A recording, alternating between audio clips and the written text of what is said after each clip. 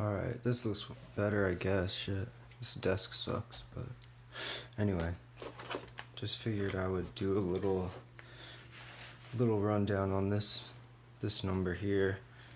So, if you aren't aware, and you know, I'm sure you're aware of Simon Hanselmann if you're watching this video, but originally, sorry, I'm trying to get this set up a little bit better. Whatever. This was originally how he kind of got popular or noticed in the international comic scene, or in the US comic scene really, but he was still I think he said that he was living in England at the time. He's originally from Australia, obviously Tasmania. I don't know that he was living in Tasmania while making this stuff, but he does seem connected to the Australian comic scene still during this time period, because you'll see there are, if you've read this stuff, which originally appeared on Tumblr, there's certain like comic drama from the Australian scene that appears in here.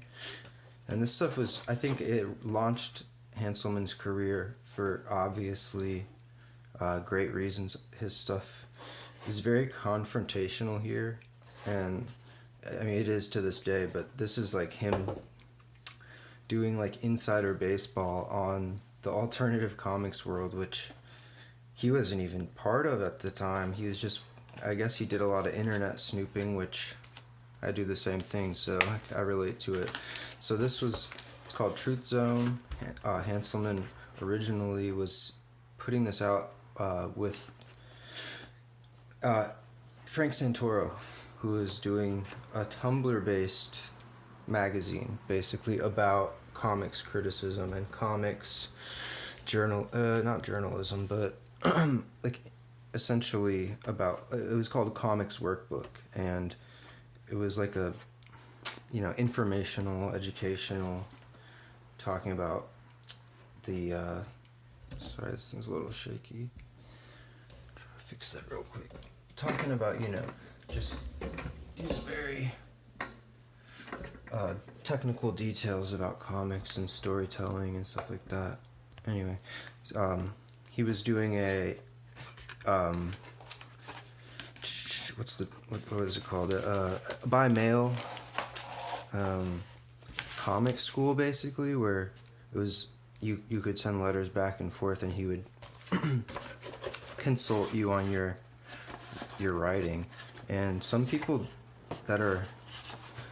came out of that and have really fruitful careers now, like Connor Williamson, who I was mentioning in the last video. He was part of that, and I think you can see it in his early stuff a lot, the Santoro influence. I don't know if that's necessarily a good thing or a bad thing. Frank Santoro's work was very inspiring to a whole generation, which he's not very covered on. I don't know why these days. I think it's kind of silly that they don't ever talk about him on like kayfabe or anything. I mean, they live in the same city. Like, he did a whole book about Philly. It would be so easy for them to do an interview with him, but they don't even talk about the guy. I mean, he's one of the most important cartoonists. He's part of Picture Box and whatever. That's my beef, personally. So this box set originally came out around like 2000. This stuff ran 2012 to 2013. I think the box set came out a couple years later, maybe 2014 or so, but somewhere between it was supposed to be 500 copies made, and somewhere like between half, when it was like half done, the production is all handmade. So you'll see it's unbound, but I guess they gave up production about halfway through, so there was only like 200 copies or so out there. And so this is a really rare thing. For me, I was seeking it out for a long time, and it seemed impossible. I just thought I'd never be able to get it. But recently, I guess Frank and Hanselmann they picked production back up, and I don't know if it still is, but the last time I checked, is still for sale on the Copacetic website, and I think it's at $65, but I mean, it's completely worth it. Imagine in a couple years when you can't find it, it's gonna be a lot more. So if you want this, go buy it now. That's my advice. If you have the money, of course. It's a boutique thing, and regardless of if you buy it or not, you can read all this stuff for free on Tumblr still. There's a Tumblr user that collected it all chronologically, and actually Simon Hanselmann says in these notes, he credits them as being, he used that as the basis for putting this collection together. But apparently, so I read this stuff, some of it while it was coming out, and there are pieces that that are not in here, that I don't know if Simon Hanselmann missed, because there were a couple ones I remember. Then there was a really famous one about Crumb, about like the reaction to certain Crumb work had on this one comics journalist, and it came out in one of his like self-published zines, not under the name Truth Zone. So that isn't in here, and there's a few others that are similar explanations, just not sure why. But I guess he was even saying, so he was saying that in his new collection he was even going to put some of this stuff in it, but it's non-canon. Like, it doesn't really fit into the Megg and Mogg universe, because obviously the characters first aren't even that fully developed into their like the characters you know them if you know his work, and there's not really a plot driven for the most part. It's more just criticism based. So anyway, I'll flip through some of these and give a little background on some. This is what's unique to this edition. Like I said, they printed some copies. I don't know how many. It's 500 total, regardless. But the first 200 or so, they don't have this. This is basically a commentary that Hanselmann wrote, which has a short commentary on each strip, which is so fucking great that they included this. But I do feel bad for people who got the first version. That sucks. Maybe I'll like scan it and upload it or something. I don't wanna, I mean, this stuff, it deserves to be out there. This is a tricky book to read, obviously, for obvious reasons. I have my own method of doing it, where I just set out the box and I'll flip them over so they stay perfectly in order. So it starts off pretty excuse me. Of course my voice starts messing up. It starts off pretty like basic, and it does go back to this kind of style a lot, but some of the better ones, they get a bit deeper, and they actually become more than one page eventually. It's hard to just tell what they're about just looking at them. This one's a goof on Michael DeForge. Some interesting stuff. He's ahead of his time on certain stuff, like talking about, I don't know how to pronounce his name, Blaise Larmy, this kind of a bullshit artist in comics that was very respected at the time, but he's calling him out for all this, like, he was I guess the art director of 2D Cloud for a long time, and he put out this book that was like just creepy as hell, about, basically wrote into his comic about like using his cartoonist hipster status to prey on, like, victimize, female comic readers that I guess looked up to him. And this guy, he's calling him out, talking about his dick pics and stuff, and it's funny stuff. This was like way years in advance, but now this guy's completely canceled out of comics. Like, he was fired from 2D Cloud. They destroyed all his remaining stock of his books, etc., etc. I'm not really gonna argue the merit of like destroying the art or whatever. I haven't even checked out that book personally, but I have looked at it, and it does seem pretty damning. I don't know. If you know who I'm talking about, and you've read like Mirror Mirror 1, you know the guy's kind of a bullshit artist anyway. I mean, to me, he's just not there. His art initially became popular because it was appropriated. The style was appropriated from CF, and the guy, he used his whole image to just be this I don't know, arbiter or something. Like, he just, his online persona was just despicable, and people hated him. I don't know if he was just trying to be a performance artist, but if you check out his interview with Ink Studs, he just sounds like a complete moron. I mean, he can't even Robin Quivers asked, that's his name, right? He asked him, why should people buy this book? And he can't even come up with an answer. He's literally like, if you count how many times he says I don't know in this interview, like, you're gonna have to give up at a certain point, because you can't count that high. It's just there's no numbers that high. Anyway, I got very distracted. He touches on some stuff in here that's like just goes way beyond the line. Like, he has this really ugly one about Johnny Ryan's disabled kid, which I just was like, that's just low-hanging fruit. I don't know. Obviously, he's kind of, invoking Johnny Ryan with that, because that's something that you would expect Johnny Ryan to do, I guess. But, I don't know.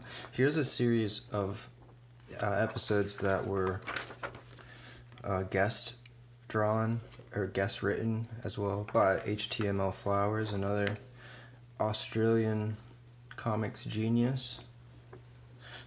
But he would have HTML come on and do his, basically just here, you can do the strip this week, and every time he would make it about Simon Hanselmann, says getting a little dose of his own medicine.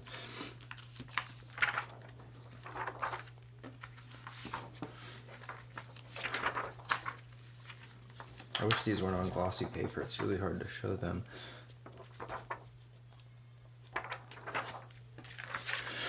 Who we got here? I think this one. Which one is this? Oh, Mickey Z. Yeah, that's what I was talking about in the last video. Seance. Oh, which one is this? It's so hard to tell just from looking at them.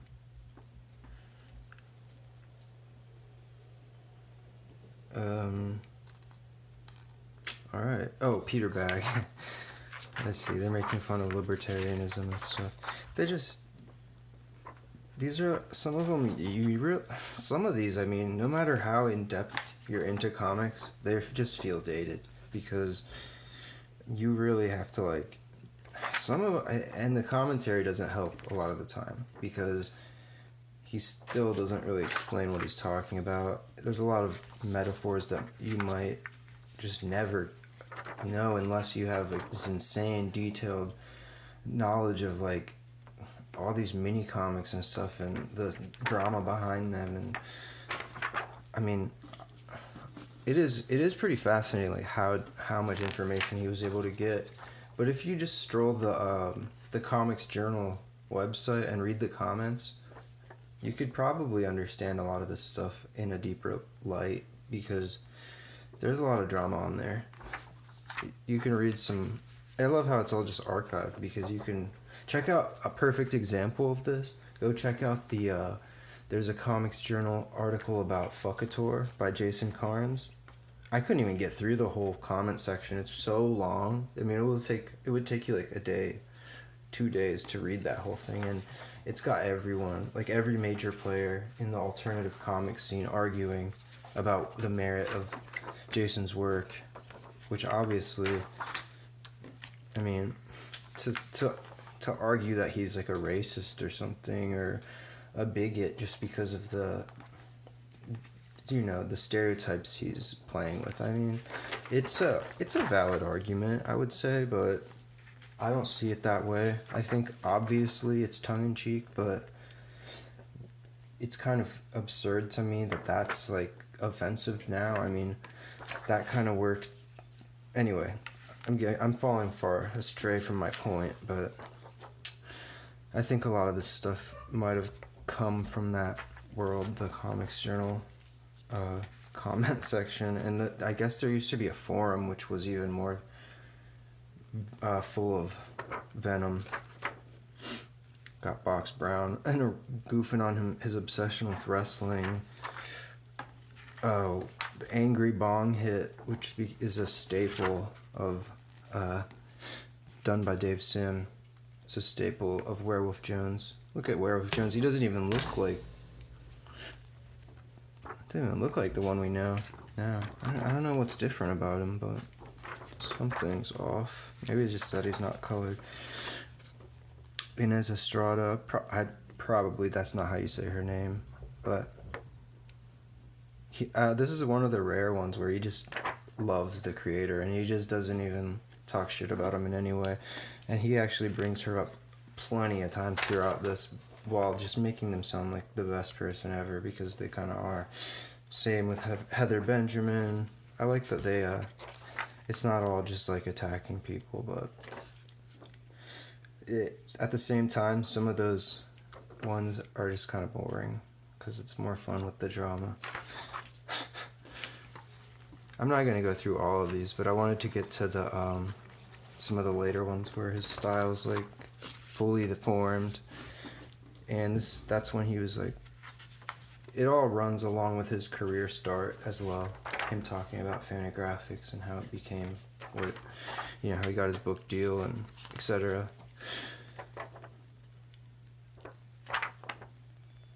So the commentary is great. I really should upload it somehow because it's worth reading, and it's definitely not available online.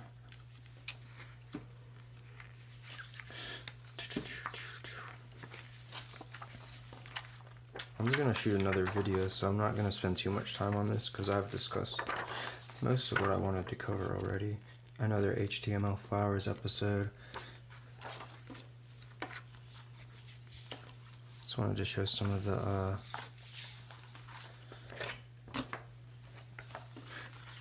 later ones. I just love that he's still experimenting with style here, and he still does to this day.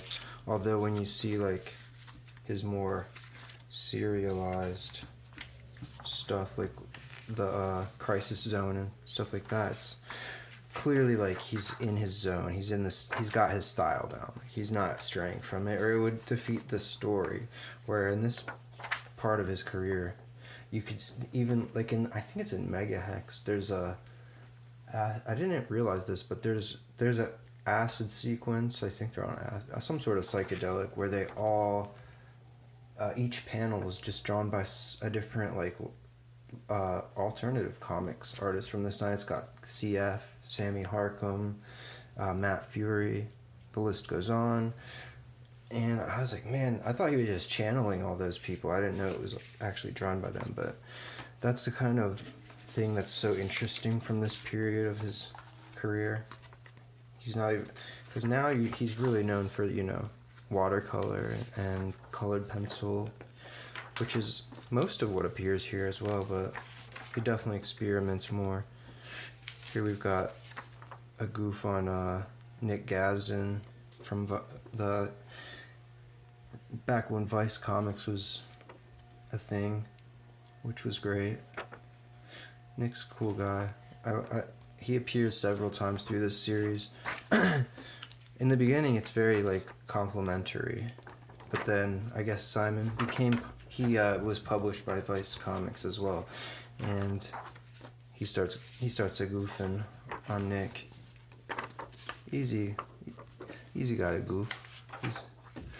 Vice, it's just easy to goof on Vice, basically. Very easy. Especially now, it's like almost cliche. I'm gonna flip to the very end and wrap this one up. Look at this.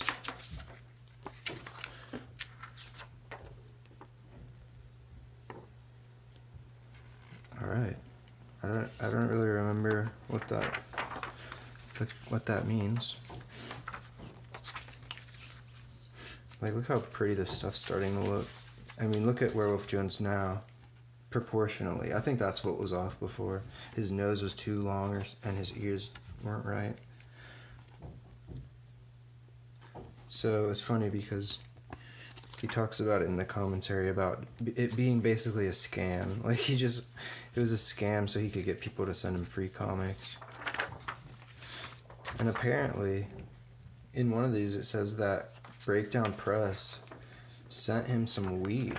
They sent him weed along with some comics, and they were like, smoke this weed and then read it. And he had got it sent to his girlfriend's parents' P.O. box. Everything it would be sent there at the time, because at the end of it he would always put the address so you could send your work to him. These are some of the several page strips. I think this one is like a choose your own adventure style, so you can interact with it a little bit. This is one that I was kind of referring to in the beginning where, what's his name, Lee? Okay, so this is the first one. Yeah. This guy, he put out a risograph zine with Simon Hanselmann was in it, and all the great Australian cartoonists, apparently. But he came, basically they had him on as like a guest, and they're like, George, hold on, I want my cat out. So I guess this guy put out this risograph anthology, and I don't know, I've heard good things about it. It's actually mentioned in one of Hanselmann's Inkstuds interviews, where Robin is saying he really likes it, and it's hard to find, but I guess there's some Hanselmann in there that hasn't been collected anywhere. But Hanselmann goes in on this fucking anthology, like everything wrong with it, and apparently it caused a real strain in his relationship with this guy, and he did several strips after trying to follow up and smooth the rough waters, but I guess it was a big, I don't know, it was an issue where his art was starting to influence his life in a negative way and start to like hurt his relationships with people. So I can imagine something like this can't last forever. It's too rough, and he's said now that you can never revisit this today because he knows too much.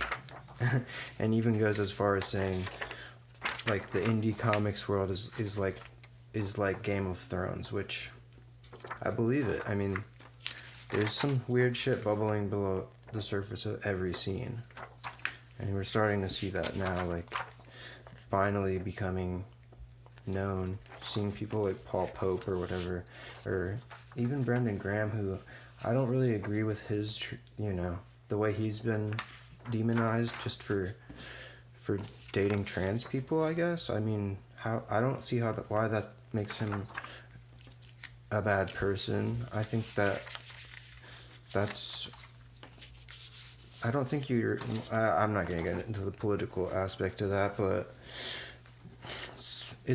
you see people like Paul Pope or something, like, this guy's been a piece of shit to women for his entire career and used it in really horrible ways. So, and he's still not even like blacklisted or anything. He can still freely get jobs and whatever, but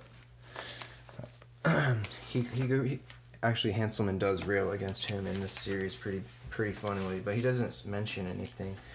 Anyway, I'd love if he could revisit this stuff. Like, I want to know this stuff. I want to know, who should I not support if they're that bad? At the same time, it's like, you have to take this stuff as in its context as well, Sometimes whatever. I'm not talk about that stuff too deeply because I think it's not my place. Anyway, hope this was entertaining or at least interesting. I'm gonna shoot this other video real quick and talk to you later.